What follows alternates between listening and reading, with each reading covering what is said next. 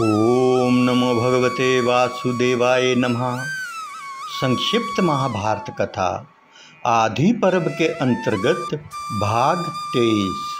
आज की कथा में हस्तिनापुर में कुंती और पांडवों का आगमन तथा पांडु की अंत्येष्टि क्रिया तथा सत्यवती आदि का देह त्याग और दुर्योधन का भीमसेन को विष देना। विषम पे जायन जी कहते हैं, जन्मजय पांडु की मृत्यु देखकर दिव्य ज्ञान संपन्न महर्षियों ने आपस में सलाह की। उन्होंने सोचा कि परम यशस्वी महात्मा पांडु अपना राज्य और देश छोड़कर इस स्थान में तपस्या करने के लिए हम तपस्वियों की शरण आए थे। उन्होंने अपने नन्हे नन्हे बच्चों और पत्नी को धरोहर के रूप में सौंपकर स्वर्ग की यात्रा की है। अब हम लोगों के लिए उचित है कि उनके पुत्र अस्थि और पत्नी को लेकर चलकर वहां पहुंचा दें। यही हमारा धर्म है। ऐसा विचार करके तपस्वियों ने भीष्म और धृतराष्ट्र के हाथों पांडवों को सौंपने के लिए हस्तिनापुर की यात्रा की। थोड़े ही दिनों में वे लोग हस्तिनापुर के वर्धमान द्वार पर आ पहुँचे। अनेक चारण आदि देवताओं के साथ मुनियों का आगमन सुनकर लोगों को बड़ा आश्चर्य हुआ। वे अपने बाल बच्चों के साथ उनके दर्शन के लिए आने लगे। उस समय सवारी से और पैदल आने वाले चारों वर्णों के लोगों की बड़ी भीड़ हो गई। उस समय किसी के मन में भेदभाव नहीं था। भीष्म, सोमदत्त, बलीक, धृतराष्ट्र, विदुर, सत्यवती, काशीराज की कन्या गंधारी और दुर्योधन आदि धृतराष्ट्र कुमार सभी वहां आए। सब उन महर्षियों को प्रणाम करके बैठ गए। भीड़ का कोलाहल शांत हो जाने पर भीष्म ने ऋषियों का सत्कार किया और अपने राज्य तथा देश का कुशल समाचार निवेदन किया। सबकी सम्मति से एक ऋषि ने खड़े होकर कहना शुरू किया, कुरुवंश शिरोमणि राजा पांडु विषयों का त्याग करके शतशृंग पर रहने लगे थे। वे तो ब्रह्मचार्य व्रत का पालन करते थे, परंतु दिव्य मंत्र के प्रभाव से धर्मराज के अंश से युधिष्ठिर, वायु के अंश से भीमसेन, इंद्र के अंश से अर्जुन और अश्विनी कुमारों के अंश से नकुल और सहदेव का जन्म हुआ है। पहले तीनों कुंती के पुत्र हैं और पिछले दोनों माद्री के। इनके जन्म, वृद्धि, वेदाध्ययन को देखकर राजा पांडु को बड़ी प्रसन्नता होती। परंतु आज 17 दिन की बात है कि वह पितृलोकवासी हो गए। माद्री भी उन्हीं के साथ सती हो गई। अब आप लोग जो उचित समझें वह करें। ये हैं उन दोनों के शरीर की अस्थियां और ये उनके पुत्र। आप लोग इन बच्चों और इनकी माता पर कृपा रखें। साथ ही प्रेत कार्य समाप्त हो जाने पर राजा पांडु के लिए पितृमेघ यज्ञ करें। इतना कहकर वह ऋषि और उनके सभी साथी अंतर्ध्यान हो गए। सभी लोग इस सिद्ध तपस्वियों का गंधर्व नगर के समान दर्शन करके बड़े विस्मित हुए। राजा धृतराष्ट्र ने आज्ञा दी, विदुर, तुम महाराज पांडु और महारानी माद्री की अंत्येष्टि क्रिया राजोचित सामग्री से कराओ और उनके लिए पशु, वस्त्र, अन्न और आवश्यक धन का दान करो। विदुर ने उनकी आज्ञा स्वीकार की और भीष्म की सम्मति से गंगा के परम पवित्र तट पर और दिव्य दैहिक क्रिया संपन्न कराई। उस समय पांडु के वियोग से दुखी होकर सभी रो रहे थे। मंत्रियों ने सबको समझा बुझाकर शांत किया। पांडवों ने, सगे संबंधियों ने तथा ब्राह्मण आदि पुरवासियों ने श्राद्ध के उपलक्ष्य में 12 दिन तक भूमि शायन किया। नगर में कहीं भी हर्ष का चित्र तक नहीं दिखाई दिया। कुंती, धृतराष्ट्र और भीष्म ने अपने बंधु बांधवों के साथ मिलकर राजा पांडु का श्राद्ध किया, ब्राह्मणों को भोजन कराया, दक्षिणा में बहुत से रत्न और अच्छे अच्छे गांव दिए। सूतक समाप्त हो जाने पर सब लोग हस्तिनापुर में लौट आए। वैशंपायन जी कहते हैं, जन्मजय, श्राद्ध के बाद पांडु के कुटुंबी बहुत ही दुखी रहे। दादी सत्यवती तो दुख और शोक के आवेग से पागल हो रही थी। अपनी माता को अत्यंत व्याकुल देखकर व्यास जी ने उनसे कहा, माता जी, अब सुख का समय बीत गया, अब बड़े बुरे दिन आ रहे हैं। दिनों दिन पाप की बढ़ती होगी, पृथ्वी की जवानी जाती रही, छल कपट और दोषों का बोलबाला हो रहा है, धर्म कर्म और सदाचार लिप्त हो रहे हैं। कौरवों के अन्याय से बड़ा भारी संहार होगा। तुम अब योगिनी बनकर योग करो और यहाँ से निकल जाओ। अपनी आँखों वंश का नाश देखना उचित नहीं। माता सत्यवती ने उनकी बात स्वीकार करके अंबिका और अंबालिका को इस बात की सूचना दी और दोनों के साथ भीष्म से अनुमति लेकर वन में चली गई। वन में घोर तपस्या करके उन तीनों ने शरीर त्याग किया और अभिष्ट गति प्राप्त की। अब पांडवों के वैदिक संस्कार हुए। वे आनंद से अपने पिता के घर रहकर बड़े होने लगे। बचपन में वे खुशी खुशी दुर्योधन आदि के साथ खेलते और उनसे बढ़ चढ़ कर ही रहते। दौड़ने में, निशाना लगाने में, खाने में, धूल उड़ाने में भीमसेन धृतराष्ट्र के सभी लड़कों को हरा देते थे। भीमसेन चुपके से छिपकर उनका सिर पकड़ लेते और एक दूसरे को टक्कर मारते। अकेले भीमसेन सभी भाइयों को बाल पकड़कर खींचते और जमीन में घसीटने लगते। इससे उनके शरीर छिल जाते। वह 10-10 बालकों को अंकवार में भरकर पानी में डुबकी लगाते और उनकी दुर्दशा करके छोड़ते। जब दुर्योधन आदि बालक किसी वृक्ष पर चढ़कर फल तोड़ते तो यह पैर की ठोकर से पेड़ हिला देते और ऊपर से फलों के साथ बच्चे टपक पड़ते। भीमसेन को कुश्ती में, दौड़ने में या किसी प्रकार के युद्ध में कोई नहीं पाता था। भीमसेन होड़ के कारण ऐसे ही करते थे। उनके मन में कोई वैर विरोध नहीं था, परंतु दुर्योधन के मन में भीमसेन के प्रति दुर्भाव ने घर कर लिया। वह अपने अंतःकरण के दोष से भीमसेन में रात दिन दोष ही दोष देखता।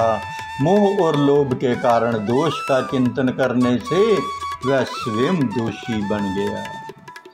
उसने निश्चय किया कि नगर के उद्यान में सोते समय भीमसेन को गंगा में डाल दें और युधिष्ठिर तथा अर्जुन को कैद करके सारी पृथ्वी का राज्य करें। ऐसा निश्चय करके वह मौका देखने लगा। दुर्योधन ने एक बार जल विहार के लिए गंगा के तट पर प्रमाण कोटि स्थान में बड़े बड़े तंबू और खेमे लगवाए।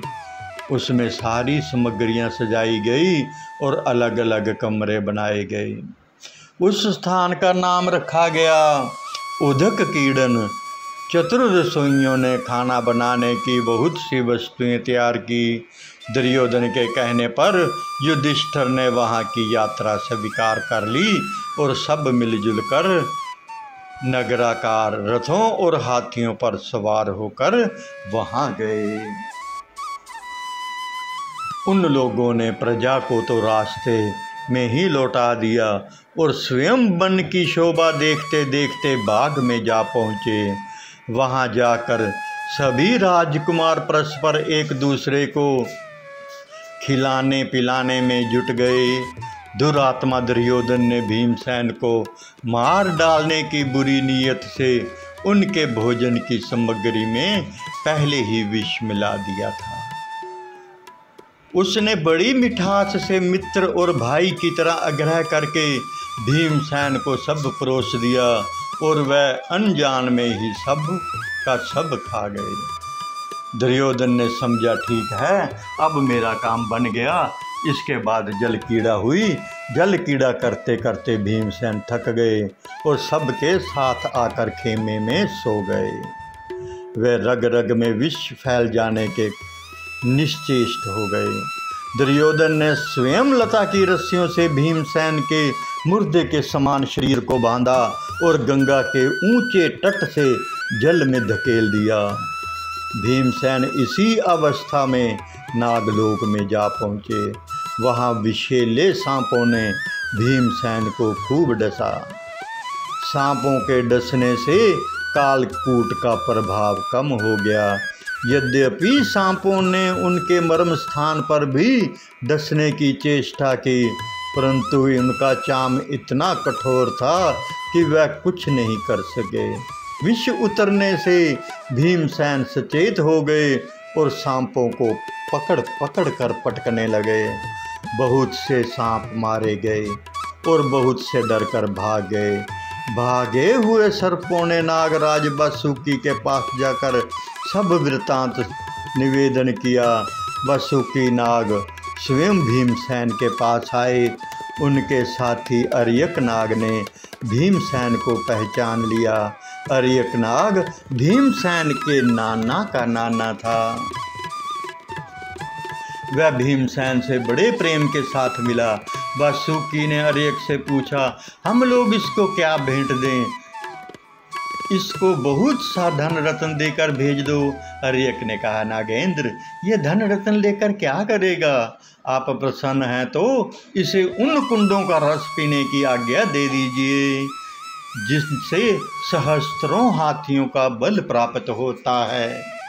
नागों ने भीमसेन से स्वास्तिक वाचन कराया और वह पवित्र हो पूर्वमुख बैठे रस पीने लगे। बलशाली भीमसेन एक घूंट में एक कुंड पी जाते। इस प्रकार 8 कुंड पीकर वह नागों के निर्देशानुसार एक दिव्य शैया पर जाकर सो गए। उधर नींद टूटने पर कौरवों और पांडव खूब खेल कूद कर बिना भीमसेन के ही हस्तिनापुर रवाना हो गए। वे आपस में ये कह रहे थे कि भीमसेन आगे ही चले गए होंगे। दुर्योधन अपनी चाल चल जाने से फूला नहीं समाता था। धर्मात्मा युधिष्ठिर के पवित्र हृदय में भीमसेन की स्थिति की कल्पना भी नहीं हुई। वह दुर्योधन को भी अपने ही समान शुद्ध समझते थे। उन्होंने माता कुंती के पास जाकर पूछा, माता जी, भीमसेन यहाँ आ गए क्या? हमने तो वहाँ भी उनको बहुत ढूंढा, परंतु ना मिलने पर सोचा कि घर चले गए होंगे। आपने उन्हें कहीं भेजा तो नहीं है? हम बड़े व्याकुल हो रहे हैं। यह सुनकर कुंती घबरा गई। उन्होंने कहा, भीमसेन यहाँ नहीं आया, उसे शीघ्र ढूंढने का प्रयत्न करो। कुंती माता ने तुरंत विदुर जी को बुलाया और बोली, विदुर जी, भीमसेन का पता नहीं है। सब आ गए परंतु वह नहीं लौटा। दुर्योधन की दृष्टि में वह सर्वदा खटका करता है। दुर्योधन बड़ा क्रूर, क्षुद्र, लोभी और निर्लज्ज है। कहीं उसने क्रोधवश मेरे वीर पुत्र को मार ना डाला हो। मेरे हृदय में बड़ी जलन हो रही है। विदुर ने कहा, कल्याणी, ऐसी बात मुंह से मत निकालो, शेष पुत्रों की रक्षा करो। दुरात्मा दुर्योधन से पूछने पर वह और चिढ़ जाएगा। दूसरे पुत्रों पर भी आपत्ति आ जाएगी। महर्षि व्यास के कथनानुसार तुम्हारे पुत्र दीर्घायु हैं। भीमसेन चाहे कहीं भी हो, लौटेगा अवश्य। विदुर जी समझा बुझा कर चले गए। कुंती माता चिंतित हो गई। उधर नागलोक में बलवान भीमसेन 8वें दिन रस पच जाने पर जागे। नागों ने भीमसेन के पास जाकर उन्हें बहुत तसल्ली दी और कहा, आपने जो रस पिया है वह बड़ा बलवर्धक है। आप 10,000 हाथियों के समान बलवान हो जाएंगे। युद्ध में आपको कोई नहीं जीत सकेगा। अब आप दिव्य जल में स्नान करके पवित्र सफ़ेद वस्त्र धारण करें और अपने घर पधारें। आपके बिछोह से सभी भाई अत्यंत दुखी हो रहे हैं। फिर भीमसेन वहाँ खा पी कर दिव्य आभूषणों से सुसज्जित और नागों की अनुमति से ऊपर आए। नागों ने उन्हें उस बगीचे तक पहुंचा दिया। फिर अंतर्ध्यान हो गए। भीमसेन अपनी माता के पास आकर उन्हें तथा बड़े भाई को प्रणाम किया, छोटों के सिर सूंघे। सभी प्रेम से आनंद मानने लगे। भीमसेन ने दुर्योधन की सारी करतूत कह सुनाई और ये भी बतलाया कि नागलोक में क्या सुख दुख मिलता है। राजा युधिष्ठिर ने भीमसेन से बड़े महत्व की बात कही। भाई बस अब चुप हो जाओ, ये बात कभी किसी से ना कहना। हम लोग आपस में बड़ी सावधानी के साथ एक दूसरे की रक्षा करें। दुरात्मा दुर्योधन ने भीमसेन के प्यारे सारथी को गला घोंटकर मार डाला। धर्मात्मा विदुर ने पांडवों को यही सलाह दी कि तुम लोग चुप रहो। भीमसेन के भोजन में एक बार और विष डाला गया। युयुत्सु ने इसका समाचार पांडवों को दे दिया, परंतु भीमसेन ने वह विष खाकर बिना किसी विकार के पचा लिया। दुर्योधन, कर्ण और शाकुनी ने भीमसेन को विष से ना मरते देख उन्हें तरह तरह से मारने की चेष्टा की, परंतु पांडव सब कुछ जानबूझकर भी विदुर की सलाह के अनुसार चुप ही रहे। राजा धृतराष्ट्र ने देखा कि सब के सब राजकुमार खेल कूद में ही लगे रहते हैं। तब उन्होंने गुरु कृपाचार्य को ढूंढवा कर शिक्षा देने के लिए उन्हें सौंप दिया। कौरव और पांडवों ने कृपाचार्य से विधि पूर्वक धनुर्वेद की शिक्षा प्राप्त की। ओम नमो भगवते वासुदेवाय। एक विनम्र निवेदन है कि संपूर्ण महाभारत की रोचक एवं ज्ञानवर्धक कथाओं का आनंद लेने के लिए हमारे YouTube चैनल कहना सेवा के साथ जुड़ें तथा कथाओं को शेयर कर अपने मित्रों संबंधियों को भी लाभान्वित करें और पुण्य के भागीदार बनें। हरे कृष्ण कृष्ण कृष्ण हरे हरे, हरे राम राम राम हरे हरे। जय श्री कृष्ण।